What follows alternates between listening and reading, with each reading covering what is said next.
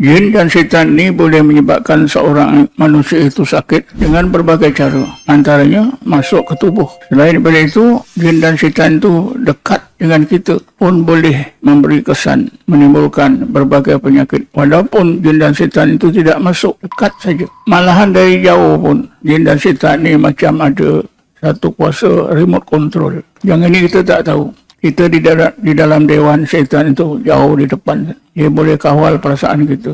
Dia boleh menimbulkan berbagai keraguan pada fikiran kita. Boleh menimbulkan kegelisahan, rasa tak selesa dan sebagainya. Jadi kita perlu tahu ya, apakah faktor-faktor yang menyebabkan jin dan syaitan ini boleh masuk ke tubuh kita. Dalam pengalaman saya, pengalaman daripada pembacaan, pengalaman hidup, pengalaman mengubat berbagai penyakit yang saya ingat mulai menjelang saya bersara. Kira-kira setahun dua sebelum saya bersara tahun 95. Jadi saya mulakan merawat orang ramai ini kira-kira 93 atau 94.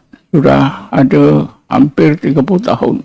Jadi daripada pengalaman itulah saya dapat menyimpulkan sekurang-kurangnya ada 5 sebab jin dan syaitan itu boleh masuk ke tubuh seseorang manusia. Sebab yang pertama, jin dan syaitan itu memang dia nak masuk ke tubuh kita. Kita tak panggil pun. Dia masuk ke tubuh kita, suka pun, kerana suka pun dia masuk, marah pun boleh masuk. Kerana jin dan syaitan ni keluar masuk ke tubuh manusia ini biasa.